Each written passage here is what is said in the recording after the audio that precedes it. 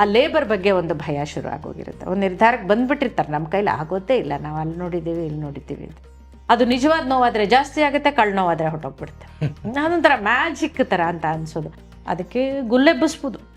ಹೆಣ್ಣು ತಾಯಿ ಆಗದೇ ಇದ್ದರೆ ಅವಳು ಸಂಪೂರ್ಣಳಲ್ವ, ಪರಿಪೂರ್ಣಳಲ್ವ. ಯಾವಾಗಲೂ ಒಂದು ಸತಿ ಅವಳು ಬೇಜಾರು ಮಾಡ್ಕೋಬಾರ್ದು ಅಂತ ದೇವಕಿ ನಂದನ ಅಂತ ಹೇಳ್ತಾರೆ. 100ಕ್ಕೆ 99 ಸತಿ ಯಶೋಧಾನಂದನ ಅವನು. Thinks double income no kids. ನಮ್ಮ ಸುಖ ಸವಲತ್ತುಗಳಿಗೆ ಮಗು ಬರೋದ್ರಿಂದ ಧಕ್ಕೆ ಬರುತ್ತೆ. ಒಂದು ಗಂಡು ಹೆಣ್ಣು ನನ್ನ ಹತ್ರ ಕೌನ್ಸಲಿಂಗಿಗೆ ಬರಬೇಕಾದ್ರೆ ಅವ್ರಿಗೆ ಮದುವೆನೇ ಆಗಿರಬೇಕು ಅನ್ನೋ ಬಂಧನನೇ ಇಲ್ಲ ಇವಾಗ. ಅವರು ಲಿವಿನ್ ಆಗಿರ್ಬೋದು, ಅದು ಗಂಡು ಹೆಣ್ಣೇ ಆಗಿರಬೇಕು ಅಂತಲೂ ಇಲ್ಲ. ಆ ಜಾಗಕ್ಕೂ ಬಂದಾಗೋಯ್ತು. ನಾವು ಅದನ್ನು ನಿಜ ಅಂತ ಅಂದ್ಕೊಳ್ಳೋದಾದರೆ ಈ ಥರ ಸಿಂಗಲ್ ಪೇರೆಂಟಿಂಗ್ ಎಷ್ಟರ ಮಟ್ಟಿಗೆ ಆರೋಗ್ಯಕರ, ಆ ಪ್ರಶ್ನೆನೂ ಕೂಡ ನಾವು ಹಾಕ್ಕೊಳ್ಬೇಕಾಗತ್ತೆ.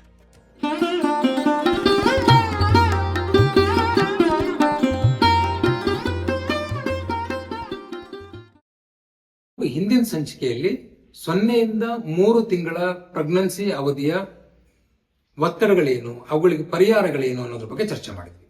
ಈಗ ಅದರ ಮುಂದುವರೆದ ಭಾಗವಾಗಿ 3ರಿಂದ 6 ತಿಂಗಳು ಮತ್ತು 6ರಿಂದ 9 ತಿಂಗಳ ಅವಧಿಯಲ್ಲಿ ಆಗುವಂತ ಮಾನಸಿಕ ಒತ್ತಡಗಳು ಏನೇನು? ಈಗ ಇಡೀ ಪ್ರೆಗ್ನೆನ್ಸಿನೇ 3 ಸೆಮಿಸ್ಟರ್ ಮಾಡ್ಕೊಂಡ್ಬಿಟ್ಟಿದ್ದಾರೆ. ಇದ್ರ ಥರ ಯಾವುದು ಇಂಜಿನಿಯರಿಂಗ್ ಥರ first trimester, second trimester, third trimester ಅಂತ. ಈಗ ಒಂದೊಂದನ್ನು ಪಾಸ್ ಮಾಡ್ಬೇಕು ನಾವು. ಇವಾಗ ಮೊದಲನೇ 0 to 3 ಪಾಸ್ ಮಾಡಿದ್ವಿ. ಈಗ 3 to 6 ಪಾಸಿಟಿವ್ ಆಗಿ ಮಾತಾಡೋಣ. ಎಲ್ಲ ಸಮಸ್ಯೆಗಳು ಒಂದು ಕಂಟ್ರೋಲಿಗೆ ಬಂದಿದೆ. ಈಗ ತಾಯಿಗೆ ಅರ್ಥವಾಗಿದೆ, ತಂದೆಗೆ ಅರ್ಥವಾಗಿದೆ. ಸ್ವಲ್ಪ ಮಟ್ಟಿಗೆ ಅವರು ಕೂಡ ಫ್ಯಾಮಿಲಿಯರೈಸ್ ಆಗಿರ್ತಾರೆ. ಮೊದಲಿನಷ್ಟು ಆತಂಕಗಳಿರೋದಿಲ್ಲ ಅಂತ ಅಸ್ಯೂಮ್ ಮಾಡಿಕೊಂಡು 3 to 6 ಮಾತಾಡೋಣ. ಎಲ್ಲದಕ್ಕಿಂತ ಮುಖ್ಯವಾಗಿ ಅಬಾರ್ಷನ್ ಸಾಧ್ಯತೆಗಳು ಸ್ವಲ್ಪ ಕಡಿಮೆ ಆಗಿರುತ್ತೆ. ತಾಯಿಗೆ ಒಂದು ಕಾನ್ಫಿಡೆನ್ಸ್ ಬರೋಕ್ಕೆ ಶುರು ಆಗುತ್ತೆ. ಇದು ಗರ್ಭ, ಇದು ನನ್ನೊಟ್ಟಿಗೆ ಅಂಟ್ಕೊಂಡಿರುತ್ತೆ, ಅದರಿಂದ ತೊಂದರೆ ಇಲ್ಲ ಅಂತ. ಆ ಸಂದರ್ಭದಲ್ಲೇನು ಅಂತ ಹೇಳಿದ್ರೆ, ನನ್ನ ಪ್ರೊಫೆಷನ್ ದೃಷ್ಟಿಯಿಂದ ಮಾತಾಡೋದಾದರೆ ಕೌನ್ಸಲಿಂಗಿಗೆ ಬೆಸ್ಟ್ ಪೀರಿಯಡ್ 3 to 6. ನನಗೇನು ಅಂತ ಹೇಳಿದ್ರೆ, ಅವರು ದಾಟಿರ್ತಾರೆ 0 to 3 ಜೊತೆಗೆ 6 to 9 ಬಗ್ಗೆಗೂ ಕೂಡ ಆವಾಗಲೇ ಮಾತಾಡಿ ಅವರನ್ನು ಪ್ರಿಪೇರ್ ಮಾಡಬಹುದು ಅಂತ ನನಗೆ ಅನಿಸುತ್ತೆ. ಕಡಿಮೆ ಸಮಸ್ಯೆಗಳಿರೋ ಟೈಮ್ ಕೂಡ ಹೌದು ಅದು 3 to 6 ಅಂತ ಅನ್ನೋದು. ಆ ಟೈಮ್ನಲ್ಲಿ ಕೆಲವೊಂದು ಸತಿ ನಾನು ಫಿಸಿಕಲ್ ಹೆಲ್ತ್ ಬಗ್ಗೆ ಕೂಡ ಮಾತಾಡ್ತೀನಿ. ಚೆನ್ನಾಗಿ ತಿನ್ನಿ, ಹೇಗೆ ಸಿಗರೇಟ್ ಆಲ್ಕೋಹಾಲ್ ಬೇಡ ಅಂತೇನೋ ಹಾಗೆ ಜಂಕ್ ಫುಡ್ಡು ಬೇಡ, ಆರೋಗ್ಯಕರವಾದದ್ದನ್ನು ತಿನ್ನಿ, ನಿಮಗೆ ಬೇಕಿದ್ದನ್ನು ಮಾಡಿಸ್ಕೊಂಡು ತಿನ್ನಿ. ಆಮೇಲೆ ನಮ್ಮಲ್ಲಿ ಹಿಂದೆ ಈ ಪದ್ಧತಿಗಳೆಲ್ಲ ಇತ್ತು. ಆ ಮಧ್ಯದಲ್ಲಿ ಬಿಗಿನಿಂಗಲ್ಲೂ ಕೂಡ ತಂದೆ ತಾಯಿ ಕರ್ಕೊಂಡು ಹೋಗೋರು. ಯಾಕೆ ಅಂತ ಹೇಳಿದ್ರೆ ಅಲ್ಲಿ ಹೆಚ್ಚು ನಿರಾಳವಾಗಿರ್ಬೋದು, ಬೇಕಿದ್ದನ್ನು. ಆಮೇಲೆ 1 ತಿಂಗಳು ಇಟ್ಕೊಂಡು ವಾಪಸ್ ಕರ್ಕೊಂಬಂದುಬಿಡೋರು. ಅದು ಹೆರಿಗೆ ಕರ್ಕೊಂಡು ಹೋಗ್ತಾ ಇದ್ದಿದ್ದಲ್ಲ. ಸೊ ಅದೆಲ್ಲ ಇವಾಗ ಸಾಧ್ಯ ಆಗದೇ ಇದ್ದರೆ ನಿಮ್ಮನ್ನು ನೀವೇ ನೋಡ್ಕೊಳ್ಳೋದು ಕಲ್ತ್ಕೊಳ್ಳಿ, ಗಂಡ ಕೂಡ ನೋಡ್ಕೊಳ್ಬೋದು. ಅದೆಲ್ಲ ದಾಟಿದ ಮೇಲೆ ಈಗ ಪ್ರೆಗ್ನೆನ್ಸಿನಲ್ಲಿ ಮಾಡಬಹುದಾದಂಥ ಯೋಗ ಅಂತ ಅನ್ನೋದು ತುಂಬ ಪಾಪ್ಯುಲರ್ ಆಗ್ತಾಯಿದೆ. ಅದನ್ನು ಸೆಟ್ ಮಾಡಿರ್ತಾರೆ ಆದಷ್ಟು ವೈಜ್ಞಾನಿಕವಾಗಿ, ತೊಂದರೆ ಆಗದೇ ಇದ್ದಾಗೆ. ಸೊ ಆ ತರಹದ್ದನ್ನು ಶುರು ಮಾಡ್ಬೋದು. ದೈಹಿಕವಾಗಿ ಒಂದಷ್ಟು ನಾವು ಪರವಾಗಿಲ್ಲ ಚೆನ್ನಾಗಿದ್ದೀವಿ ಅಂತ ಅನಿಸಿದ್ರೆ ಅದು ಮೆಂಟಲ್ ಹೆಲ್ತ್ಗೂ ಕೂಡ ತುಂಬ ಕಾಂಟ್ರಿಬ್ಯೂಟ್ ಆಗುತ್ತೆ. ಆಮೇಲೆ ಈ ಇನಿಷಿಯಲ್ ವಾಮಿಟಿಂಗ್ ಅವುಗಳೆಲ್ಲ ಕಡಿಮೆ ಆಗಿರೋದ್ರಿಂದ ಆರೋಗ್ಯಕರವಾಗಿ ಯೋಚನೆ ಮಾಡೋಕ್ಕೆ ಸರಿಯಾದ ಟೈಮ್ ಅಂತ ನನಗೆ ಅನಿಸುತ್ತೆ. ಆಮೇಲೆ ಎಲ್ಲದಕ್ಕಿಂತ ಮುಖ್ಯವಾಗಿ ನಾನು ಈ ಗರ್ಭಿಣಿ ಹೆಣ್ಣು ಮಕ್ಕಳ ಹತ್ರ ಹಂಚ್ಕೊಳ್ಳೋದು. ನಾನು ಇವನವ್ರ ಹೊಟ್ಟೆ ಕೂಡ ಮುಟ್ಟು ನೋಡ್ತಾನೆ, ಆ ಮೂಮೆಂಟ್ ನಿಮಗೆ ಫೀಲ್ ಆಗ್ತಾ ಇದೆಯಾ, ಆ ಮೊದಲನೇ ಚಲನವಲನ ಅದರದ್ದು ನಿಮ್ಮ ಅನುಭವಗಳೇನು, ನನ್ನ ಅನುಭವ ಏನು ಅಂತ ಕೂಡ ನಾನು ಅವರಿಗೆ ಹೇಳ್ತೇನೆ. ಸಾಧ್ಯವಾದಷ್ಟು ಆ ಮಗು ಜೊತೆಯಲ್ಲಿ ಭಾವನಾತ್ಮಕವಾದ ಒಂದು ಸಂಬಂಧ ಬೆಳೆಯೋಕ್ಕೆ ಬೆಸ್ಟ್ ಟೈಮ್ 3 to 6. ಯಾವಾಗಲೂ ಸಮಸ್ಯೆಗಳ ಬಗ್ಗೆನೇ ಯಾಕೆ ಮಾತಾಡ್ಬೇಕು ನಾವು? ಅದು ಒಂದು ಬಾಂಧವ್ಯ ಬೆಳೆಯುತ್ತೆ, ಒಂದು ಅನುಬಂಧ ಬೆಳೆಯುತ್ತೆ ಮಗು ಜೊತೆಯಲ್ಲಿ. ಅದಕ್ಕೊಂದು ಐಡೆಂಟಿಟಿ ಕ್ರಿಯೇಟ್ ಆಗಿಬಿಡುತ್ತೆ. ಚಿನ್ನಾರನ ಕಂದ ಅಂತ ಒಂದು ಅಲ್ಲಿವರೆಗೂ ಅದು ಒಂದು ಅವರೆಕಾಳು ಥರ ಒಂದು ಜೀವ ಆಗಿರುತ್ತೆ. ಅದಕ್ಕೊಂದು ಕಣ್ಣು ಮೂಗು ಎಲ್ಲ ಸ್ಕ್ಯಾನಿಂಗಲ್ಲೆಲ್ಲ ನೋಡ್ತಾರೆ. ಆ ಬೆನ್ನು ಹುರಿ ಎಷ್ಟು ಚೆನ್ನಾಗಿದೆ, ಕತ್ತು ಚೆನ್ನಾಗಿದೆ, ಅನಾಮಲಿ ಸ್ಕ್ಯಾನ್ ಆಗಿರುತ್ತೆ, ಅರ್ಧಕ್ಕರ್ಧ ಟೆನ್ಷನ್ ಕಡಿಮೆ ಆಗಿರುತ್ತೆ, ಅನುವಂಶೀಯವಾಗಿ ಬರುವಂತಹ ತೊಂದರೆಗಳು ಇಲ್ಲ ಅಂತ ಅನ್ನೋದನ್ನು ಇವಾಗ 4ನೇ ತಿಂಗಳಲ್ಲಿ ಮಾಡಿಬಿಡೋದ್ರಿಂದ ಹೆಚ್ಚು ನಿರಾಳವಾಗಿರ್ತಾರೆ. ಸೊ ನನ್ನ ಲೆಕ್ಕಕ್ಕೆ ಬೆಸ್ಟ್ ಪೀರಿಯಡ್ 3 to 6. ಆಮೇಲೆ ಪ್ರೀ ಎಕ್ಸಿಸ್ಟಿಂಗ್ ಕಂಡೀಷನ್ಸ್ ಇರೋವಂಥವ್ರು, ಅಂದರೆ ಆ್ಯಂಗ್ಸೈಟಿ ಮತ್ತು ಡಿಪ್ರೆಷನ್ಗಳು ಮೊದಲೇ ಇಟ್ಕೊಂಡಿರೋ ಅಂಥವ್ರಿಗೂ ಕೂಡ ಅವರ ಎಲ್ಲ ಎನರ್ಜಿ ಲೆವೆಲ್ಗಳು ಸ್ವಲ್ಪ ಮೇಲಕ್ಕೆ ಇರೋದ್ರಿಂದ ನನಗೆ ಕೌನ್ಸಲಿಂಗ್ ತುಂಬ ಅನುಕೂಲಕರವಾಗಿರುತ್ತೆ. ಆಮೇಲೆ ಅವರು ತುಂಬ ಚೆನ್ನಾಗಿ ರೆಸ್ಪಾಂಡ್ ಕೂಡ ಮಾಡ್ತಾರೆ.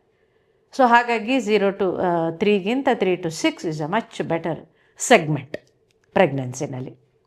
ಅಲ್ಲಿಂದ ನಾವು 6 to 9ಗೆ ಬಂತು ಅಂತ ಹೇಳಿದ್ರೆ ತೂಕ ಅಂತ ಅನ್ನೋದು ಕನ್ಸಿಡರಬಲ್ಲಾಗಿ ಜಾಸ್ತಿ ಆಗಿರುತ್ತೆ ತಾಯಿನಲ್ಲಿ. ಆವಾಗ ಒಂದು ಸ್ವಲ್ಪ ಆತಂಕಗಳು ಶುರು ಆಗುತ್ತೆ. ಇದೇ ವೇಗದಲ್ಲಿ ಬೆಳೆದ್ರೆ ಮಗು ಇನ್ನು 9 ತಿಂಗಳು ಮುಗಿಯೋದ್ರೊಳಗಡೆ ನನ್ನ ಕಥೆ ಏನಾಗಿರುತ್ತೆ ಅಂತಲ್ಲ, ಈ ಥರದ್ದು ಒಂದು ಹೊಸ ಹೊಸ ಆತಂಕಗಳು ಸೇರ್ಪಡೆ ಆಗ್ತಾ ಹೋಗುತ್ತೆ.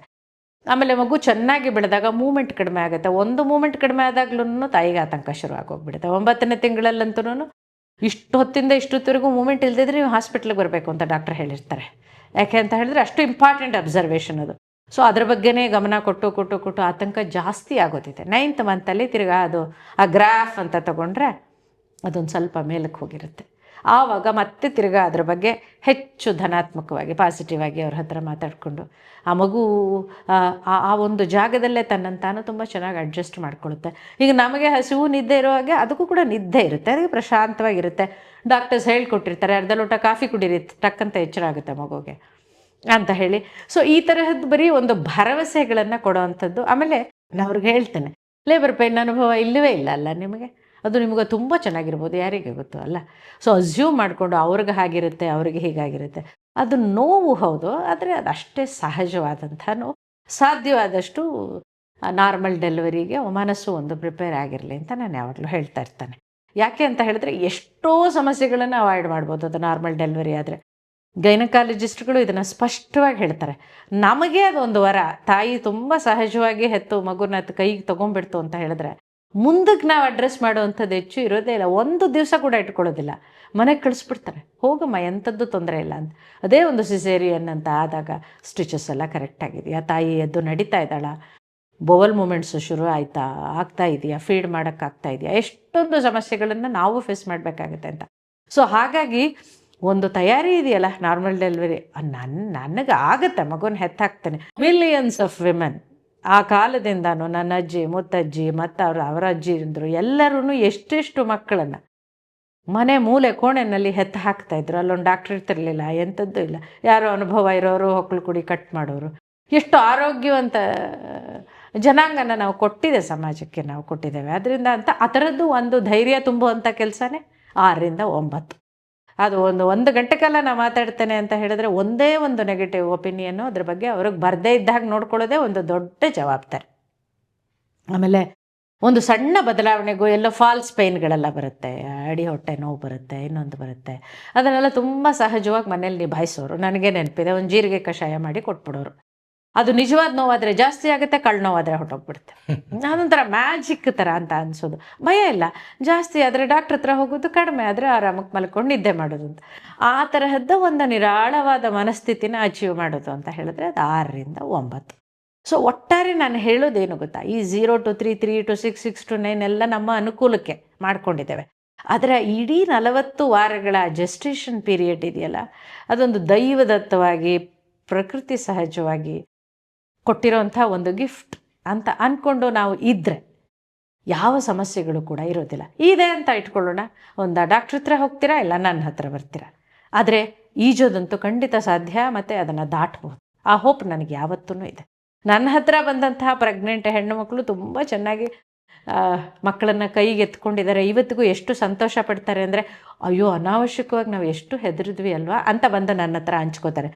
ಆ ದಿನಗಳು ಪ್ರತಿಯೊಂದು ಹೆಣ್ಣು ಮಗುಗೂ ಬರಲಿ ಅಂತ ನನಗೆ ಆಸೆ. ಅಷ್ಟು ಹೇಳಬಲ್ಲೆ ನಾನು ಇದ್ರ ಬಗ್ಗೆ. ಇಲ್ಲಿವರೆಗೂ 0ಯಿಂದ 3, 3ರಿಂದ 6, 6ರಿಂದ 9, ಒಟ್ಟು 0ಯಿಂದ 9 ತಿಂಗಳ ಗರ್ಭಾವಸ್ಥೆಯ ಸಮಯದಲ್ಲಿ ಆಗಬಹುದಾದಂಥ ಮಾನಸಿಕ ಒತ್ತಡಗಳಿಗೆ ಕಾರಣ ಏನು, ಅವುಗಳಿಗೆ ಪರಿಹಾರ ಏನು ಅನ್ನೋದ್ರ ಬಗ್ಗೆ ನಾವು ಚರ್ಚೆ ಮಾಡಿದ್ವಿ. ಮೇಡಮ್, ಇದೇ ಸಂದರ್ಭದಲ್ಲಿ ನಾವು ಇನ್ನೊಂದು ಮಕ್ಕಳನ್ನ ತಿರುಗಿಸಿ ನೋಡಿದ್ರೆ ಬದಲಾಗಿರುವಂಥ ಸಾಮಾಜಿಕ ಸನ್ನಿವೇಶದಲ್ಲಿ ಅನೇಕ ಯುವಕ ಯುವತಿಯರು ನಮಗೆ ಮದುವೆ ಬೇಡ ಅನ್ನೋ ನಿರ್ಧಾರಕ್ಕೆ ಬಂದಿದ್ದಾರೆ. ಇನ್ನು ಮದುವೆ ಆಗಿರುವಂಥ ದಂಪತಿಗಳು, ಯುವ ದಂಪತಿಗಳು, ಅದರಲ್ಲಿ ಕೆಲವರು ನಮಗೆ ಮಕ್ಕಳು ಬೇಡ ಅನ್ನೋ ನಿರ್ಧಾರಕ್ಕೆ ಬಂದಿದ್ದಾರೆ. ಈ ಮಕ್ಕಳು ಬೇಡ ಅನ್ನೋ ನಿರ್ಧಾರಕ್ಕೆ ಬಂದಿರುವಂಥ ಆ ದಂಪತಿಗಳ ನಿರ್ಧಾರದ ಬಗ್ಗೆ ನಿಮ್ಮ ವೈಯಕ್ತಿಕ ಅಭಿಪ್ರಾಯ ಏನು? 9 ತಿಂಗಳು ತುಂಬಿ ಇನ್ನು ಮಗು ಹುಟ್ಟುತ್ತೆ ಅಥವಾ ಹುಟ್ಟಿತು ಅನ್ನೋ ಸಂಭ್ರಮದಲ್ಲಿ ಇದ್ವಿ ನಾವು. ಈ ಪ್ರಶ್ನೆಗೆ ನಾನು ವೈಯಕ್ತಿಕವಾಗಿ ಉತ್ತರ ಕೊಡಬೇಕು. ಪ್ರೊಫೆಷನಲ್ಲಾಗಿ ನನ್ನ ಹತ್ರ ಯಾವ ಸಲಹೆಗಳು ಇಲ್ಲ. ಯಾಕೆ ಅಂತ ಹೇಳಿದ್ರೆ ಮಗು ಬೇಡ ಅಂತ ಅನ್ನೋದೇ ಒಂದು ವೈಯಕ್ತಿಕವಾದ ನಿರ್ಧಾರ. ಸೊ ಹಾಗಾಗಿ ನಾನು ಅದಕ್ಕೊಂದು ಅಭಿಪ್ರಾಯ ಅಂತ ಹೇಳೋದಾದರೆ, ಈ ಪ್ರಕೃತಿಯ ಮೂಲೋದ್ದೇಶನೇ ಸಂತಾನೋತ್ಪತ್ತಿ. ಒಂದು ಹೆಣ್ಣು ಒಂದು ಗಂಡು, ಯಾವ ಪ್ರಾಣಿ ವರ್ಗ ತಗೊಳ್ಳಿ, ಪಶು ಪಕ್ಷಿ ಮನುಷ್ಯ ನೀವು ಯಾರನ್ನು ತಗೊಂಡ್ರು ಒಂದು ಗಂಡು ಒಂದು ಹೆಣ್ಣು ಅನ್ನೋ ಕಾನ್ಸೆಪ್ಟ್ ಶುರು ಆದದ್ದು ಸಂತಾನೋತ್ಪತ್ತಿಗೋಸ್ಕರ. ಆಮೇಲೆ ಪ್ರತಿಯೊಂದು ಸ್ಪೀಶೀಸು ಕೂಡ ತನ್ನ ಇದನ್ನು ಸಂತತಿನ ಬೆಳೆಸಬೇಕು ಅನ್ನೋದೊಂದೇ ಮೂಲೋದ್ದೇಶ ಆಗಿದ್ದದ್ದು. ಈ ಎಲ್ಲದರ ಮಧ್ಯದಲ್ಲಿ ನಾನು ಒಂದು ಸಶಕ್ತವಾದ ಒಂದು ಸಂತತಿನ ಕೊಟ್ಟು ಹೋಗಬೇಕು, ನಾನು ಶಾಶ್ವತವಾಗೋದು ಅದರ ಮೂಲಕ ಅಂತ ಅನ್ನೋದು ಒಂದು ಕಾನ್ಸೆಪ್ಟ್ ಇದ್ದದ್ದು. ಇವಾಗ ಈ ಆಧುನಿಕ ಮನೋಭಾವ ಹೇಗೆ ಬರ್ತಾ ಇದೆ ಅಂದರೆ 2 ಕಾರಣಗಳಿಗೆ ಅವ್ರ ಮಗು ಬೇಡ ಅಂತ ಹೇಳ್ತಾ ಇದ್ದಾರೆ. ಆ ಕಪಲ್ಗಳು ನನ್ನ ಹತ್ರ ಕೂಡ ಬರ್ತಾರೆ, ಅವರಿಗೂ ಕೂಡ ನಾನು ಇದೇ ಉತ್ತರ ಹೇಳ್ತೇನೆ. ಇದು ವೈಯಕ್ತಿಕವಾದ ಅಭಿಪ್ರಾಯ, ನೀವು ಅದನ್ನು ಹೇಗೆ ಬೇಕಾದರೂ ನೀವು ಬೇಕಿದ್ರೆ ಅದರಿಂದ ಯು ಕ್ಯಾನ್ ಗೆಟ್ ಇನ್ಫ್ಲೂಯೆನ್ಸ್ಡ್, ಅದಕ್ಕೇನೂ ಅಭ್ಯಂತರ ಇಲ್ಲ ಅಂತ. ಹೇಗೆ ಅಂತ ಹೇಳಿದ್ರೆ, ಮಗು ಬೇಕಾ ಬೇಡವಾ ಅಂತ ಅನ್ನೋದನ್ನ ನೀವು ಬೇಡ ಅಂತ ತಗೊಂಡಾಗ ಡೈಲಮ ಎಲ್ಲಿದೆ? ಅವಾಗ ದ್ವಂದ್ವ ಇಲ್ಲವೇ ಇಲ್ಲ, ಬೇಡ ಅಂತ ತೊಗೊಂಡ್ಬಿಟ್ಟಿದ್ದೀರ. ಆದರೆ ನನ್ನ ಅಭಿಪ್ರಾಯನೇ ಕೇಳೋದಾದರೆ ಬೇಕು ಅಂತಲೇ ನಾನು ಹೇಳ್ತೇನೆ. ಯಾಕೆ ಅಂತ ಹೇಳಿದ್ರೆ, ನಾನು ಹೆಣ್ಣು, ನನ್ನ ಬಗ್ಗೆ ನಾನು ಮಾತಾಡಬಲ್ಲೆ. ಹೆಣ್ಣಿಗೆ ಇರುವಂತಹ 2 ಮುಖ್ಯವಾದ ಭಾವಕೋಶಗಳೇನು ಅಂತ ಹೇಳಿದ್ರೆ, ಒಂದು ಸಾಂಗತ್ಯದಲ್ಲಿರುತ್ತೆ, ಅಂದರೆ ಸಂಗಾತಿ ಅಂತ ಬಂದಾಗ ಒಂದು ಭಾವಕೋಶ, ಅದರದ್ದು ಒಂದು ಗುಚ್ಛ ಅಂತ ಇಟ್ಕೊಳ್ಳೋಣ, ಅದು ಅರಳುತ್ತೆ. ಇನ್ನೊಂದು ತಾಯಿಯಾದಾಗ ಮಾತೃತ್ವ, ಅದನ್ನು ಬರೀ ಮಾತೃತ್ವ ಅಂತ ಮಾತ್ರ ಹೇಳ್ಕೋಬೇಕಾದಲ್ಲ, ಪೋಷಕತ್ವ ಅಂತಲೂ ಇಟ್ಕೊಳ್ಳಿ, ತಂದೆನೂ ಸೇರುತ್ತೆ ಅದರಲ್ಲಿ. ಅದೊಂದು ಜೆಂಡರ್ ಡಿಸ್ಕ್ರಿಮಿನೇಷನ್ ಇಲ್ಲ ಅದರಲ್ಲಿ. ಆ 2 ಪ್ರಬಲವಾದ ಭಾವಕೋಶಗಳು ಹೆಣ್ಣಿನ ಮನಸ್ಸಿನಲ್ಲಿ ತಲೆಯಲ್ಲಿ ಇರುವಂಥದ್ದು. ಸಾಂಗತ್ಯ ಆಯಿತು, ನಿಮಗೊಬ್ಬ ಸಂಗಾತಿ ಇರೋದ್ರಿಂದ ತೊಂದರೆ ಇಲ್ಲ. ಆ ಇನ್ನೊಂದು ಭಾಗ ಯಾವತ್ತಿಗೂ ಖಾಲಿಯಾಗಿ ಉಳಿಯುತ್ತೆ ಅಂತ. ಅದನ್ನು ಸಾರ್ಥಕತೆ ಹೆಣ್ಣು ಒಂದು ತಾಯಿ ಆದಾಗ ಮಾತ್ರ ಅಂತ ಹೇಳಿದ್ರೆ ಅದಕ್ಕೆ ಗುಲ್ಲೆಬ್ಬಿಸ್ಬೋದು. ಆ ಹೆಣ್ಣು ತಾಯಿ ಆಗದೇ ಇದ್ದರೆ ಅವಳು ಸಂಪೂರ್ಣಳಲ್ವಾ, ಪರಿಪೂರ್ಣಳಲ್ವಾ? ನನ್ನ ಅಂದಾಜಿನಲ್ಲಿ ಪರಿಪೂರ್ಣತೆ ಅಂತ ಬರೋದು ಆ 2 ಭಾವಕೋಶಗಳು ಸಂಪೂರ್ಣವಾಗಿ ತೆರೆದುಕೊಂಡಾಗ ಅವಳ ವ್ಯಕ್ತಿತ್ವ ಪರಿಪೂರ್ಣವಾಗುತ್ತೆ ಅಂತ. ಒಂದು ಹೆಣ್ಣು ಅನ್ನೋ ಒಂದು ಸೃಷ್ಟಿ ಆಗಿರೋದೇ ಆ ಕಾರಣ, ಅದೊಂದು ಸ್ಪೆಷಲ್ ರೋಲ್. ಅದು ಅವಳಿಗೆ ಸಾಧ್ಯ, ಅದು ಹೊಟ್ಟೆನಲ್ಲಿ ಇಟ್ಟುಕೊಂಡು ಅದನ್ನು ಹೊರಗೆ ತೆಗೆದು ಹಾಕುವಂಥ ಕೆಲಸ ಅವಳಿಗೆ ವಹಿಸಿರುವಂಥದ್ದು. ಆದರೆ ನನಗೆ ಬೇಡ ಅಂತ ಆದಾಗ ಇನ್ನೊಂದು ಪ್ರಶ್ನೆ ಕೇಳ್ತಾರೆ, ಹಾಗಾದರೆ ದತ್ತು ಮಕ್ಕಳು ತಗೊಂಡವರು ತಾಯಂದಿರಿಗೆ ಅಪರಿಪೂರ್ಣತೆ ಇಲ್ವಾ ಅಂತ. ಅದಕ್ಕೇ ಮಗು ಅಂತ ಅನ್ನೋದು ನಾನು 0 to 9 ಹೊಟ್ಟೆ ಒಳಗೆ ಇಟ್ಕೊಂಡ ಮಾತ್ರಕ್ಕೆ ನಾನು ತಾಯಿ ಅಂತ ಅಲ್ಲ. ಅದನ್ನು ಹೊರಗಡೆ ತಂದ ಮೇಲೂ ಆ ಮಗುನ ಬೆಳೆಸಿದ್ರೂ ನಾನು ತಾಯಿನೇ. ಯಾಕೆ ಅಂತಂದರೆ ಮಾತೃತ್ವ ಅನ್ನೋದು ಅಷ್ಟು ಸಹಜವಾಗಿ ಬರುವಂಥದ್ದು, ಹುಟ್ಟಿನಿಂದ ಬರುವಂಥದ್ದು. ನಮ್ಮಲ್ಲಿ ಹಿಂದೆ ಒಂದು ಮಾತೇ ಇದೆ, ಒಂದು ಪುಟ್ಟ ಮಗುನಲ್ಲೂ ಒಂದು ಪುಟ್ಟ ತಾಯಿನ ನೋಡ್ತೀರ ನೀವು. ಅದು ಒಂದು ಮಗುನ ಮಡಿನಲ್ಲಿ ಇಟ್ಕೊಂಡು ಮುದ್ದು ಮಾಡ್ತಾ ಇರುತ್ತೆ, ಅದಕ್ಕೆ ಇನ್ನೂ ಮದುವೆ ವಯಸ್ಸು ಆಗಿಲ್ಲ, ಅದು ಹೆರೋಕ್ಕೂ ಆಗೋದಿಲ್ಲ. ಆ ಕಾರಣಕ್ಕೋಸ್ಕರ ಅದೊಂದು ಸಹಜವಾದ ಪ್ರವೃತ್ತಿ ನಮ್ಮೊಳಗಡೆ ಇರುವಂಥದ್ದು ಅಂತ. ನೀವು ಈಗ ಬೇಡ ಅಂತ ಅನ್ನೋದಾದರೆ, ನನಗೆ ಇನ್ನೊಂದು ಅನಿಸೋದೇನು ಅಂದರೆ, ಮಗು ಅಂತ ನನ್ನ ಮುಂದೆ ಬಂದಾಗ ನನ್ನ ಜೀವನದ ಗೋಲ್ ಸೆಟ್ ಆಗುತ್ತೆ. ಸೊ ಅದು ಇಲ್ಲ ಅಂತ ಆದಾಗ ನಾನು ಒಂಥರ ನನ್ನ ಜೀವನವೇ ಒಂಥರ ಆ ಕಡೆ ಈ ಕಡೆ ಹರಿತಾ ಇದೆಯೇನೋ ಅಂತ. ನನಗೊಂದು ದಿಕ್ಸೂಚಿನೇ ಇಲ್ಲ, ನಾನು ಎಲ್ಲಿಗೆ ಹೋಗಬೇಕು ಮುಂದಕ್ಕೆ ಅಂತ ಅನಿಸುತ್ತೆ. ನಾನು ಅದಕ್ಕೆ ಹೇಳಿದೆ ವೈಯಕ್ತಿಕವಾದ ಅಭಿಪ್ರಾಯ. ಹಾಗಾಗಿ ದತ್ತು ಮಗು ತಗೊಂಡು ತಾಯಿ ಕೂಡ ಅವಳು ಪರಿಪೂರ್ಣ ತಾಯಿನೇ. ಆದರೆ ನನಗೆ ಒಂದು ಮಗುನೇ ಬೇಡ ಅಂತ ಹೇಳೋರ ವಿಷಯ ಮಾತ್ರ ನಾನು ಮಾತಾಡ್ತಾ ಇದ್ದೇನೆ. ಈಗ ನಮ್ಮ ಪುರಾಣದಲ್ಲಿಯೂ ಯಶೋದೆಗಿದ್ದಂಥ ಪ್ರಾಮುಖ್ಯತೆ ದೇವತೆಗೆ ಇಲ್ಲ. ಯಾವಾಗಲೂ ಒಂದು ಸತಿ ಅವಳು ಬೇಜಾರು ಮಾಡ್ಕೋಬಾರ್ದು ಅಂತ ದೇವಕಿ ನಂದನ ಅಂತ ಹೇಳ್ತಾರೆ. 100ಕ್ಕೆ 99 ಸತಿ ಯಶೋಧಾನಂದನ ಅವನು ಹುಟ್ಟಿದ ತಕ್ಷಣ ಆ ತಾಯಿಯಿಂದ ಬೇರೆಯಾಗಿ ಈ ತಾಯಿಯ ಮಗ್ಲಿಗೆ ಬಂದವನು. ನಮ್ಮಲ್ಲಿ ಅದಕ್ಕೆ ಅಷ್ಟು ಪ್ರಾಮುಖ್ಯತೆ ಇದೆ. ಆದರೆ ಮಗುವೇ ಬೇಡ ಅಂತ ಆದಾಗ ನನಗನ್ಸುತ್ತೆ ಪರಿಪೂರ್ಣವಲ್ಲ ನನ್ನ ಬದುಕು ಅಂತ ಅನಿಸುತ್ತೆ ಒಂದು ಹೆಣ್ಣಾಗಿ. ಮತ್ತು ಅವರವರ ವೈಯಕ್ತಿಕ ನಿರ್ಧಾರಗಳು. ಈಗ ಇನ್ನೊಂದು ಅದಕ್ಕಿರೋ ಮಗ್ಗಲೇನು ಅಂತ ಹೇಳಿದ್ರೆ, ಡಿಂಕ್ಸ್, ಡಬಲ್ ಇನ್ಕಮ್, ನೋ ಕಿಡ್ಸ್. ನಮ್ಮ ಸುಖ ಸವಲತ್ತುಗಳಿಗೆ ಮಗು ಬರೋದ್ರಿಂದ ಧಕ್ಕೆ ಬರುತ್ತೆ ಅಂತ ಅಂದ್ಕೊಳ್ಳೋದಂತೂ ನಾನು ಅನುಭವಿಸೋದೇ ಇಲ್ಲ. ಸುಖ ಸಂತೋಷ ಅಂತ ಅನ್ನೋದು ಇನ್ನಷ್ಟು ಜಾಸ್ತಿ ಆಗುತ್ತೆ ಅಂತ ನಾನು ನಂಬುತ್ತೇನೆ.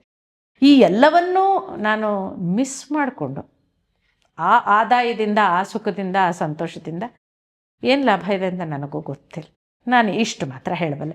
ಇದು ಮೊದಲಿಗೆ ಒಂದು ವೆಸ್ಟರ್ನ್ ಥಿಂಕಿಂಗ್ ಆಗಿತ್ತು, ಆದರೆ ನಿಧಾನವಾಗಿ ನಮ್ಮ ಸಮಾಜಕ್ಕೂ ಅದು ಕಾಲಿಟ್ಟಿದೆ. ಯಾಕೆ ಅಂತ ಹೇಳಿದ್ರೆ ಬದಲಾವಣೆ ಎಲ್ಲದರಲ್ಲೂ ಬರ್ತಾ ಇದೆ. ಮೊದಲು ನನ್ನ ಪ್ರೊಫೆಷನಲ್ಲಿ ಮ್ಯಾರೈಟಲ್ ಕೌನ್ಸಲಿಂಗ್ ಅಂತ ಇದ್ದದ್ದನ್ನು ನಾನೀಗ ಕಪಲ್ ಕೌನ್ಸಲಿಂಗ್ ಅಂತ ಮಾಡ್ಕೊಂಡಿದ್ದೇನೆ. ಒಂದು ಗಂಡು ಹೆಣ್ಣು ನನ್ನ ಹತ್ರ ಕೌನ್ಸಲಿಂಗಿಗೆ ಬರಬೇಕಾದ್ರೆ ಅವ್ರಿಗೆ ಮದುವೆನೇ ಆಗಿರಬೇಕು ಅನ್ನೋ ಬಂಧನನೇ ಇಲ್ಲ. ಇವಾಗ ಅವರು ಲಿವಿನ್ ಆಗಿರ್ಬೋದು, ಅದು ಗಂಡು ಹೆಣ್ಣೇ ಆಗಿರಬೇಕು ಅಂತಲೂ ಇಲ್ಲ, ಆ ಜಾಗಕ್ಕೂ ಬಂದಾಗೋಯ್ತು ನಾವು. ಹಾಗಾಗಿ ಕಪಲ್ ಕೌನ್ಸಲಿಂಗ್ ಅಂತ ಸೇಫ್ ಆದ ಒಂದು ಹೆಸರನ್ನು ಕೊಟ್ಕೊಂಡಿದ್ದೇವೆ. ಹಾಗಾಗಿ ಮೆರೈಟಲ್ಲೇ ಅದು ಅಲ್ಲ ಅಂತ ಆದಾಗ ಪೇರೆಂಟಿಂಗ್ ಕೌನ್ಸಲಿಂಗ್ ಅಂತ ಬಂದಾಗ ನಾನು ಇದಿಷ್ಟನ್ನು ನನ್ನ ಮಾತಿನಲ್ಲಿ ಪ್ರತಿಪಾದನೆ ಮಾಡಿಯೇ ಮಾಡ್ತಾನೆ. ಅದು ಅವರನ್ನು ಒಪ್ಪಬಹುದು, ಅವರು ಅದನ್ನು ಒಪ್ಪಬಹುದು, ಒಪ್ಪದೇ ಇರಬಹುದು. ನನಗೆ ಒಪ್ಪಿಗೆ ಇಲ್ಲ ಅದರಲ್ಲಿ, ಅಷ್ಟೆ. ನಿಮ್ಮ ಅಭಿಪ್ರಾಯನ ನೀವು ತಿಳಿಸಿದಿರಿ. ನನ್ನ ಪ್ರಶ್ನೆ ಕೂಡ ಅದೇ ಆಗಿತ್ತು, ನಿಮ್ಮ ವೈಯಕ್ತಿಕ ಅಭಿಪ್ರಾಯ ಏನು ಅಂತ. ಹಾಗಾಗಿ ಅವರ ವೈಯಕ್ತಿಕ ಅಭಿಪ್ರಾಯವನ್ನು ಅವ್ರು ಕೊಟ್ಟಿದ್ದಾರೆ. ಇದನ್ನ ಒಪ್ಪೋದು ಬಿಡೋದು ನಿಮಗೆ ಸೇರಿದ್ದು. ಮೇಡಮ್ ಅಭಿಪ್ರಾಯಕ್ಕೆ ಎಷ್ಟು ಗೌರವ ಇದೆಯೋ ನಿಮ್ಮ ಅಭಿಪ್ರಾಯಕ್ಕೆ ಮತ್ತು ನಿಮ್ಮ ಭಿನ್ನ ಅಭಿಪ್ರಾಯಕ್ಕೂ ಕೂಡ ಅಷ್ಟೇ ಗೌರವ ಇದೆ. ಇದ್ರ ಬಗ್ಗೆ ನಿಮ್ಗೆ ಏನಾದರೂ ಬರೀಬೇಕು ಅನ್ನೋಂಗಿದ್ರೆ ಕಾಮೆಂಟ್ ಬಾಕ್ಸ್ ಅಲ್ಲಿ ಬರೆದು ಹಾಕ್ಬೋದು. ಮೇಡಮ್, ಇದಕ್ಕೆ ಮುಂದುವರೆದ ಭಾಗವಾಗಿ ನೀವು ಇನ್ನೇನಾದ್ರು ಹೇಳಕ್ಕಿದ್ಯಾ? ಈ ವಿಷಯ ಇಷ್ಟಕ್ಕೇನು ಮುಗಿಲಿಲ್ಲ. ಸರೋಗೆಸಿ ಬಗ್ಗೆ ಮಾತಾಡಬಹುದು, ನಾವು ಮಾತಾಡಬೇಕು ಅಂತ ಅನ್ನೋದಾದರೆ ಅದು ಸರಿನಾ, ಸರಿ ಅಲ್ವಾ? ನಾವು ಶುರು ಮಾಡಿರೋದೇ ಮಗುವಿನ ಮಾನಸಿಕ ಸ್ಥಿತಿ ಅನ್ನೋದ್ರ ಬಗ್ಗೆ ಯೋಚನೆ ಮಾಡ್ತಾ ಇದ್ದೀವಿ. ಅಲ್ಲಿ ಆ ಮಗುನ ಇನ್ನೊಬ್ಬ ತಾಯಿ ತನ್ನ ಗರ್ಭಚೀಲದಲ್ಲಿ ಹೊತ್ತಿರ್ತಾಳೆ, ನಂತರ ಇನ್ನೊಬ್ಬ ತಂದೆ ತಾಯಿ ಕೊಡ್ತಾಳೆ. ಅಲ್ಲಿ ಅನುಭವಿಸ್ಬಾರ್ದಂತಹ ಮಾರ್ಧವತೆಗಳು ಅಥವಾ ನಾ ಇಷ್ಟೊತ್ತು ಮಾತಾಡಿದ್ದು ಅದು ಯಾವುದೂ ಅಲ್ಲಿ ಇರೋದಿಲ್ಲ. ಅದನ್ನು ಬಿಡೋಣ. ಈ ಮಗು ಬೇಕು ಬೇಡ ಅನ್ನೋ ವಿಷಯಕ್ಕೆ ಬಂದಾಗ ಆಧುನಿಕ ಸಮಾಜ ಎಲ್ಲಿಗೆ ಬಂದು ನಿಂತ್ಕೊಂಡಿದೆ ಅಂತ ಹೇಳಿದ್ರೆ ಅದಕ್ಕೊಂದು ಗಂಡಿನ ಅವಶ್ಯಕತೆ ಇಲ್ಲ ಅಂತ. ಗಂಡಿನ ಅವಶ್ಯಕತೆ ಇಲ್ಲ ಅಂದರೆ ಅಪ್ಪನ ಅವಶ್ಯಕತೆ ಇಲ್ಲ ಅಂತ. ಗಂಡಿನ ಅವಶ್ಯಕತೆ ಅಂತೂ ಇದ್ದೇ ಇದೆ ಸೃಷ್ಟಿಕ್ರಿಯೆಯಲ್ಲಿ. ಅಲ್ಲಿ ಹೇಗಾಗ್ತಾ ಇದೆ ಅಂತ ಹೇಳಿದ್ರೆ IVF ಮೂಲಕ ಹೆಣ್ಣು, ಈಗ ಸೆಲೆಬ್ರಿಟೀಸ್ ಎಲ್ಲ ದಾರಿ ತೋರಿಸ್ತಾ ಇದ್ದಾರೆ ಅದಕ್ಕೆ, ಎತ್ಕೊಂಡ್ರೆ ಏನಾಗುತ್ತೆ, ಬೇಕಾಗಿಲ್ಲ ಅದು ನನಗೆ ಅಂತ. ಆದರೆ ಅಲ್ಲಿಯೂ ಕೂಡ ಯೋಚನೆ ಮಾಡಬೇಕಾಗಿರೋದು ಪೇರೆಂಟಿಂಗ್ ಅಂತ ಅನ್ನೋದು ಅದು ಯಾವತ್ತೂ ಸಿಂಗಲ್ ರೋಲ್ ಅಲ್ಲ. ಅದು it is A joint venture. ಒಂದು ಭಾವನಾತ್ಮಕವಾದ ಪ್ರಪಂಚನ ಪ್ರೀತಿಸೋದು ಹೇಗೆ, ಇನ್ನೊಂದು ಎಲ್ಲ ಹೇಳ್ಕೊಡೋಳು ತಾಯಿ, ಪ್ರಪಂಚ ಹೀಗಿದೆ ಅಂತ ಹೇಳ್ಕೊಡೋನು ತಂದೆ. ಸೊ ಆ ಮಗುವಿನ ವ್ಯಕ್ತಿತ್ವ ಸಂಪೂರ್ಣವಾಗೋದಕ್ಕೆ ನಾವು ಬಿಡೋದಿಲ್ವೇನೋ ಅಲ್ಲಿ ಅಂತ ಅನಿಸುತ್ತೆ. ಬದುಕಿನ ಬಗ್ಗೆ ಭರವಸೆಗಳು ಮತ್ತು ಬದುಕಿಗೆ ಒಂದು ಆದರ್ಶ, ಇದೆಲ್ಲವನ್ನು ತಂದೆ ಹುಟ್ಟು ಹಾಕ್ತಾನೆ. ಈಗ ಅವನ ಪ್ರೆಸೆನ್ಸೇ ಬೇಡ ನನಗೆ ಅಂತ ಅನ್ನೋದು ಕೂಡ ಇವಾಗ ಪೇರೆಂಟಿಂಗ್ನ ಒಂದು ವಿಭಾಗವಾಗಿ ಸೇರ್ಕೊಂಡ್ಬಿಟ್ಟಿದೆ. ಸೊ ಹೀಗೆ ಕಾಂಟ್ರವರ್ಷಿಯಲ್ ಅಂತ ಅನ್ನೋದಾದರೆ ಈ ತರಹದ ವಿಷಯಗಳನ್ನು ತಗೊಳ್ಬೋದು. ಅದಕ್ಕೆ ನಾನು ಸ್ಪಷ್ಟವಾಗಿ ಹೇಳಿದೆ, ನನಗೆ ಅದರ ಒಪ್ಪಿಗೆ ಇಲ್ಲ ಅಂತ. ಪೇರೆಂಟಿಂಗ್ ಅಂತ ಅನ್ನೋದು ಅದು ಹೊಟ್ಟೆಯಲ್ಲಿ ಹೊತ್ತಾಗಲೇ ಜಾಯಿಂಟ್ ವೆಂಚರ್, ಅದು ಮೂಲದಲ್ಲೇ ಉದ್ಭವದಲ್ಲೇ ಜಾಯಿಂಟ್ ವೆಂಚರು. ಅದಾದ ನಂತರ ಅದು ಹೊಟ್ಟೆನಲ್ಲಿರುವಾಗಲೂ ತಂದೆಯದು ರೋಲ್ ಇದೆ, ಮತ್ತು ಅದು ಹುಟ್ಟಿದ ಮೇಲೂ ಖಂಡಿತವಾಗಲೂ ಇದ್ದೇ ಇದೆ. ಸೊ ಈ 2-3 ವಿಚಾರಗಳಲ್ಲಿ ನನ್ನದು ಯಾವಾಗಲೂ ವಿರೋಧ ಇದ್ದೇ ಇದೆ. ಜೊತೆಗೆ ಮೆಂಟಲ್ ಹೆಲ್ತ್ ಅಂತ ನಾವು ಯೋಚನೆ ಮಾಡುವಾಗ ಇವೆಲ್ಲವನ್ನು ಕನ್ಸಿಡರೇಷನ್ಗೆ ತಗೊಳ್ಳೇಬೇಕಲ್ಲ. ಮಗುವಿನ ಮಾನಸಿಕ ಬೆಳವಣಿಗೆ, ಸರ್ವತೋಮುಖ ಬೆಳವಣಿಗೆ ಅನ್ನೋ ಪದಗಳನ್ನೆಲ್ಲ ನಾವು ಉಪಯೋಗಿಸೋದಾದರೆ ಆ ಸಂಪೂರ್ಣವಾದದ್ದು ಅಂತ ಬರೋದು ತಂದೆ ತಾಯಿ ಇಬ್ಬರು ಇದ್ದಾಗ ಅಂತ ನಾನು ಯೋಚನೆ ಮಾಡ್ತೇನೆ. ಆದರೆ ಇವಾಗ ಬ್ರೋಕನ್ ಫ್ಯಾಮಿಲೀಸ್ ಇದೆ, ಡೈವೋರ್ಸ್ ಆಗಿರುತ್ತೆ ತಂದೆ ತಾಯಿಗಳಿಗೆ. ಇವೆಲ್ಲವೂ ಕೂಡ ಮಕ್ಕಳ ಮೇಲೆ ಸಾಕಷ್ಟು ಪರಿಣಾಮ ಬೀರಿದೆ ಅಂತ ಅನ್ನೋದು ಪ್ರೂವ್ ಆಗೋಗಿದೆ ಇವಾಗ ಸ್ಟಡೀಸ್ ಮೂಲಕ. ಆ ಮಗು ಎಂದಿಗೂ ಸಹಜವಾಗಿ, ಅಂದರೆ ಎರಡು ತಂದೆ ತಾಯಿ ಇಬ್ಬರು ಸೇರಿ ಬೆಳೆಸಿದಂತಹ ಮಗುವಿನ ಮಟ್ಟಕ್ಕೆ ಬರೋಕ್ಕಾಗೋದಿಲ್ಲ ಮಾನಸಿಕ ಸಮತೋಲನ ಅಂತ ತಗೊಂಡ್ರೆ. ನಾವು ಅದನ್ನು ನಿಜ ಅಂತ ಅಂದ್ಕೊಳ್ಳೋದಾದರೆ ಈ ಥರ ಸಿಂಗಲ್ ಪೇರೆಂಟಿಂಗ್ ಎಷ್ಟರ ಮಟ್ಟಿಗೆ ಆರೋಗ್ಯಕರ, ಆ ಪ್ರಶ್ನೆನೂ ಕೂಡ ನಾವು ಹಾಕ್ಕೊಳ್ಬೇಕಾಗುತ್ತೆ. ಈ ಸರಣಿ ಹೀಗೆ ಮುಂದುವರಿಯುತ್ತೆ. ನಿಮಗೆ ಇಷ್ಟ ಆಗಿದ್ರೆ ಸಬ್ಸ್ಕ್ರೈಬ್ ಆಗಿ, ಲೈಕ್ ಮಾಡಿ, ಹಾಗೆ ನಿಮ್ಮ ಗೆಳತಿಯರಿಗೆ ಶೇರ್ ಮಾಡಿ. ನಿಮ್ಮದು ಏನೇ ಪ್ರಶ್ನೆಗಳಿದ್ರು ಕೂಡ ಕಾಮೆಂಟ್ ಬಾಕ್ಸಲ್ಲಿ ಕೇಳ್ಬೋದು. ಮುಂದಿನ ಸಂಚಿಕೆಯಲ್ಲಿ ಡಾಕ್ಟರ್ ಅದಕ್ಕೆ ಉತ್ತರ ಕೊಡ್ತಾರೆ. ಮತ್ತೆ ಮುಂದಿನ ಸಂಚಿಕೆಯಲ್ಲಿ ನಿಮ್ಮ ಭೇಟಿ. ಅಲ್ಲಿವರೆಗೂ ನಮಸ್ಕಾರ.